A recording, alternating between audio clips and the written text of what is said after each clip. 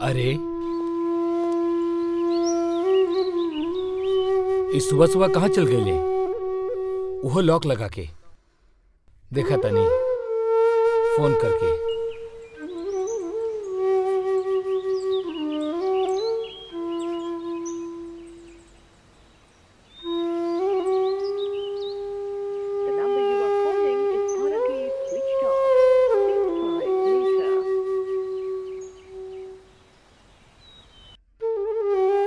देखा तानी विशाल के पास चाबी रखल बा कि ना? ओफो।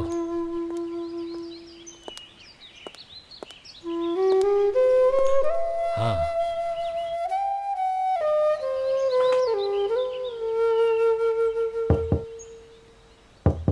अरे आवा तानी। नमस्ते अंकल। नमस्ते। अच्छा वो निम्मी आयल रहल का?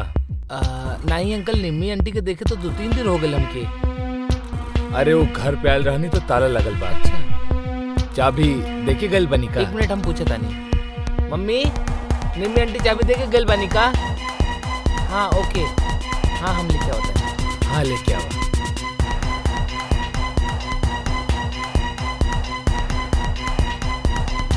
अच्छा चाय पी हैं आप?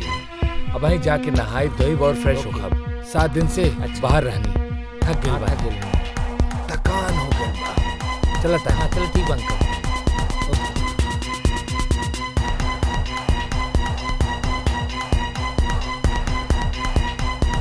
ये तो अच्छा भल की चाबी रख के चल गए रहे।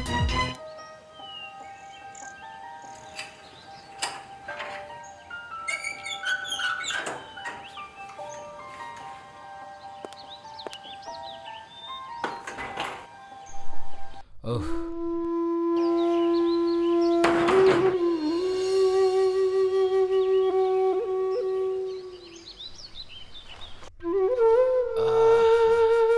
का करी, इति के फोन करके देखा था नहीं।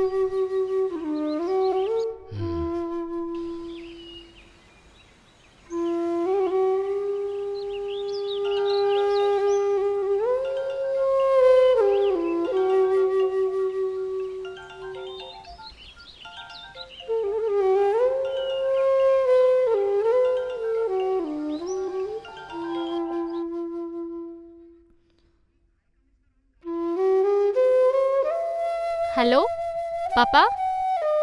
हेलो नीति बेटा, कहाँ बाड़ू? तोहर माई कहाँ बानी? पापा हम विशाखापट्टनम आइल बानी दोस्त लोगन के साथ। बहुत दिन हो गए बेटा, तोहर माई के फोन ना लागता, लेकिन आज तो स्विच ऑफ आवा 2 था। दिन से तो हमारो बात नहीं क्यों हुई मम्मी से।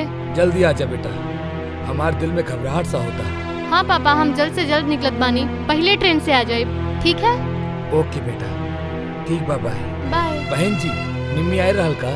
नहीं यहाँ नहीं खे ना, निम्मी बहन यहाँ नहीं खे आई।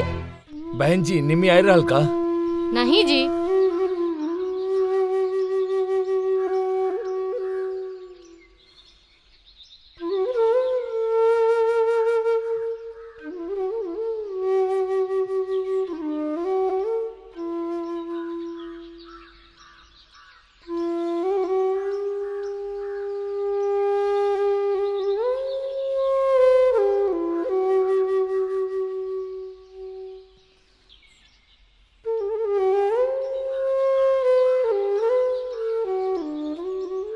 निम्मी आखिर कहाँ चल गए रहे?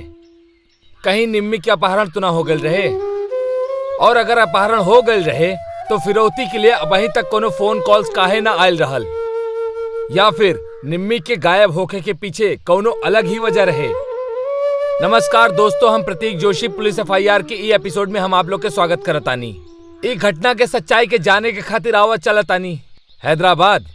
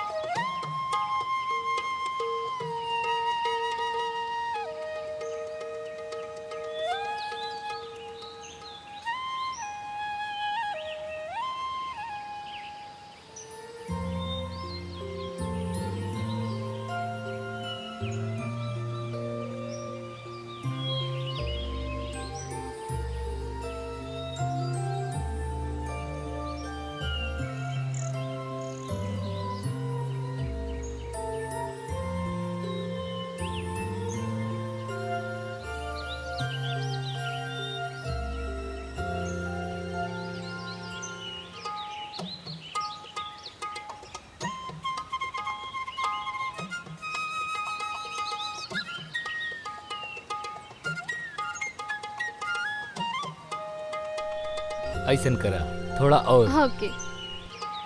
हाँ, सही करत yes. बानी? हाँ यस, ये ठीक हाँ बा? ये बिल्कुल परफेक्ट बा। नीति, हाँ? ये एक्सरसाइज करे आलू तू गार्डन में, चला।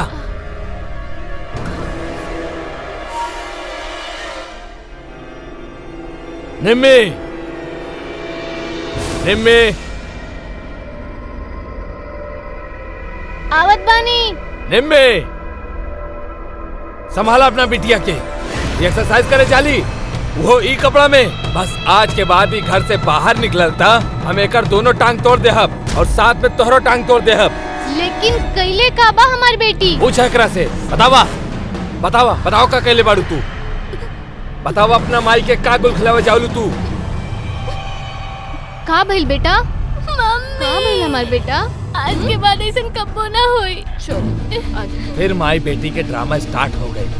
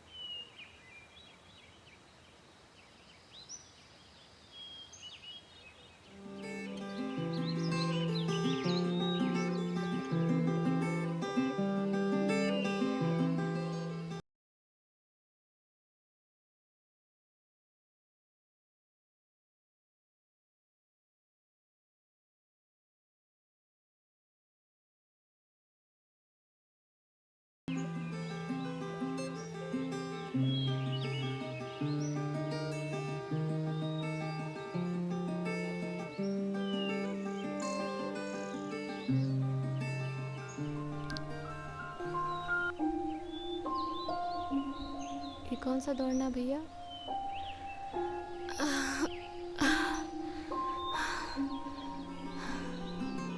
वाटर।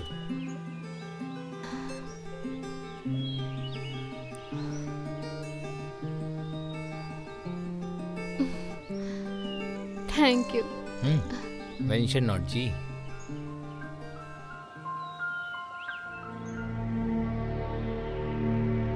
हमारी गलती रहे जो हम तोहरा से शादी कैली, अपन घर वाला के खिलाफ जाके तोहरा से शादी कैली।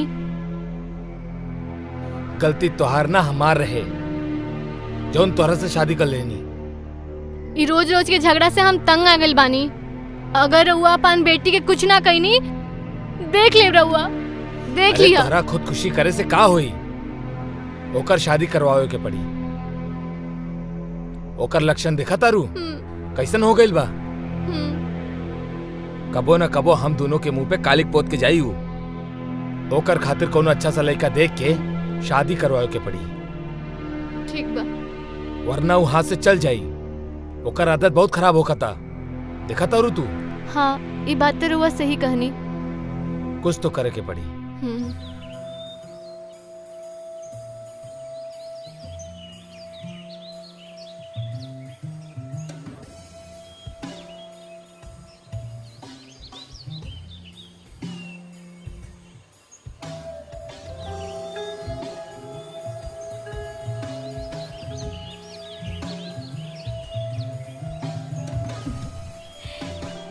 Looking handsome.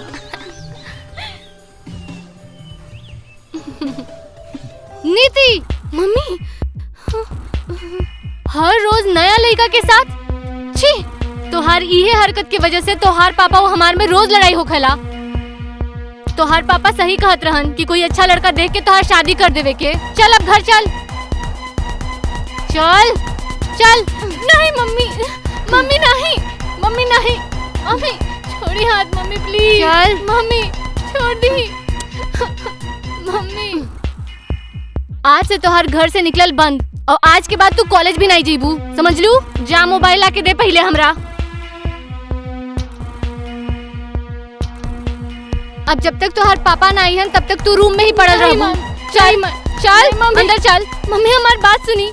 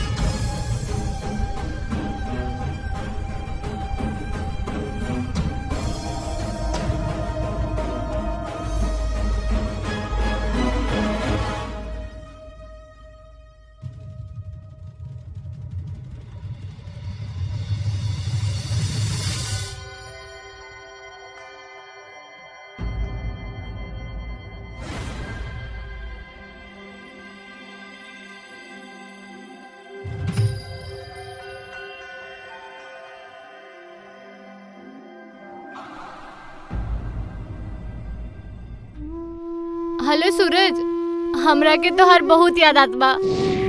ओके, तो चला मिलल जाओ।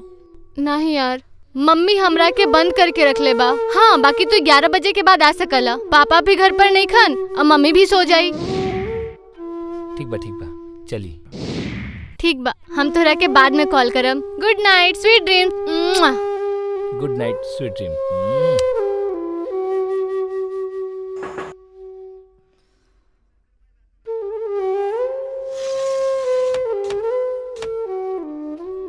अरे आराम से या, आराम से आजा।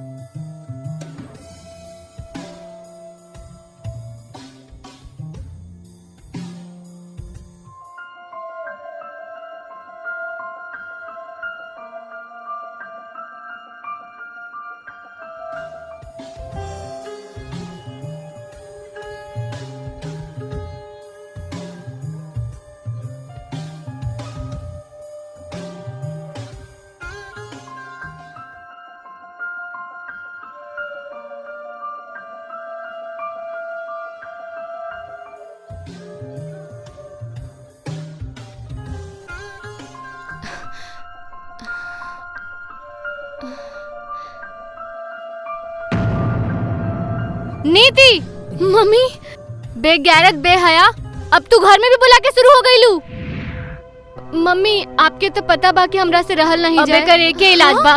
रुक जा, अभी तो हर पापा के फोन लगा के हम बोला तानी। नहीं रुक जा मम्मी। पैर पकड़ी।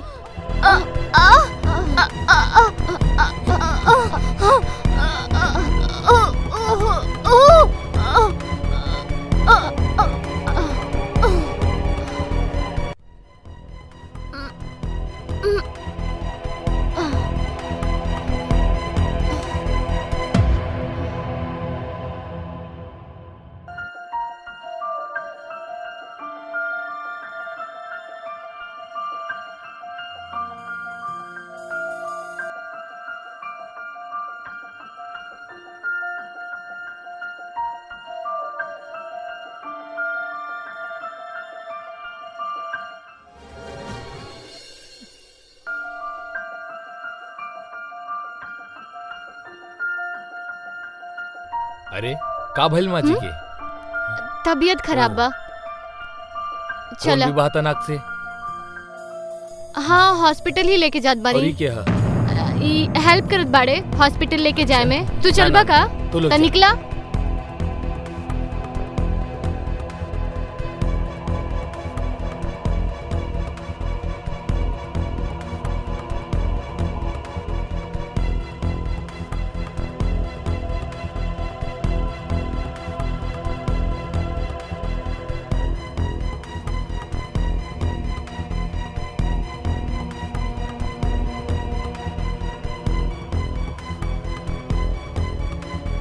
चला चला चला, बैठा बैठा, हाँ हाँ। चला।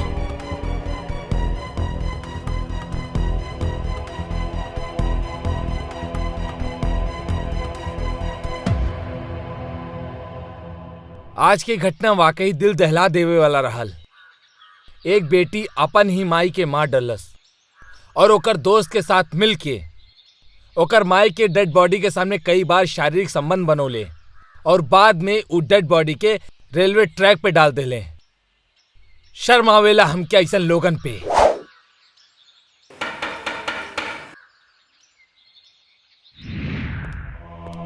मिस्टर हरेंद्र, नीति के बुलाई। नीति। हाँ पापा। Madam, you are under arrest. हाँ का बकवास करत बड़ा? पापा देखी नहीं का बोलत बाड़े? आपके माँ निम्मी के मर्डर के जुर्म में। झूठ बाई।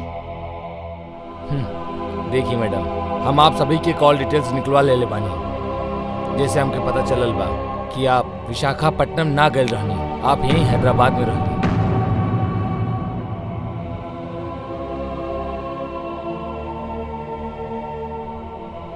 हेलो पापा। हेलो नीति बेटा, कहाँ बाड़ू? तोहार माई कहाँ बानी?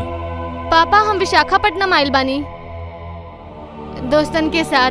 बहुत दिन हो गए बेटा, तोहार माई के फोन न लागता और आज तो स्विच ऑफ आवता। हाँ? हमार भी बात नहीं क्या होइल 2 दिन से मम्मी से। जल्दी आजा बेटा, हमार दिल में घबराहट सा पापा होता। पापा आप टेंशन मत लीही, मम्मी आसपास ही कहीं गई होखी, आ जाई।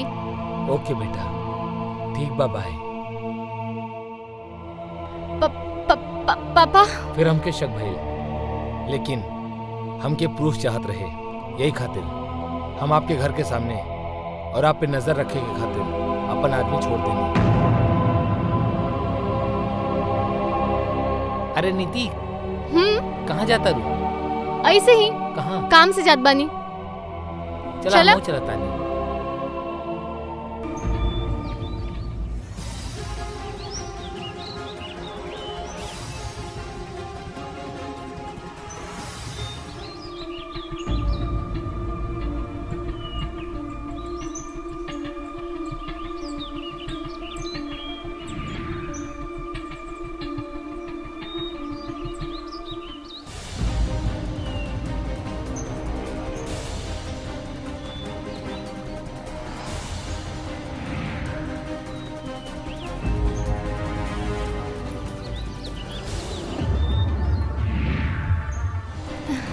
तू देखा? हाँ। बढ़िया बाना।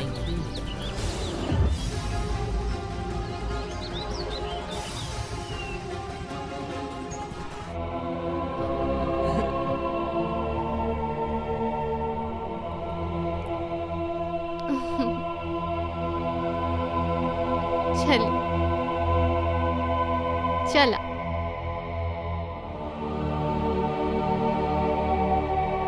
तब हमके पता चलल, जब आपके घर में आपके पापा ना रही तो आपके घर में नया नया लड़का आवल जात रहे, जिनमें से एक लड़का के हम नोटिस किए और कल आपके पापा के आप पर शक हो गई कि आप केहू से फोन पर बात करत रहली कि अगर पापा के पता चल गई तो सब गड़बड़ हो जाई। और ये बात खुद आपके पापा हमके बतौले।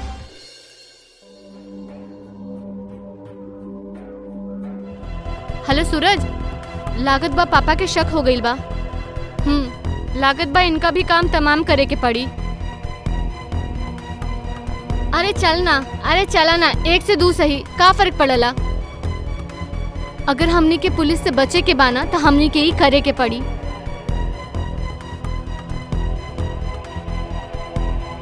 ठीक बा, हमरा सोचे दा, हम तोहरा के बाद में फोन करब। एक बेटी अपना हवस के पूरा करे के खातिर अपना माई के ही मार डलस। ऊ माई के जे ओकरा के जन्म देहलस, ओकरा के पाल पोस के बड़ा कैलस। यहिया पे ऊ माँ के का गलती रहे? का अपन बेटी के ओकरा अच्छा के खातिर डांटा भी ओकर गलती रहे, या फिर निम्मी के नीति के माँ होखा भी सबसे बड़ी गलती रहे ओकर? तो के पता बा जब तू पैदा भइल रहलू तो हर माई कितना खुश रहली कि घर में लक्ष्मी भइल बा, लेकिन तोकरा के ही मार देलू। तो लक्ष्मी ना डायन बाड़ू, डायन। इंस्पेक्टर साहब लेके जा एकरा के हमार नजर के सामने से। हरिंदर जी, हम आपके भावना के समझता नहीं। हवलदार अरेस्ट करा एकरा के, और जल्दी करा, हमें वो लड़का के भी पकड़े जाके बा। जी सर। चला, लेट्स गो। चला चला चला।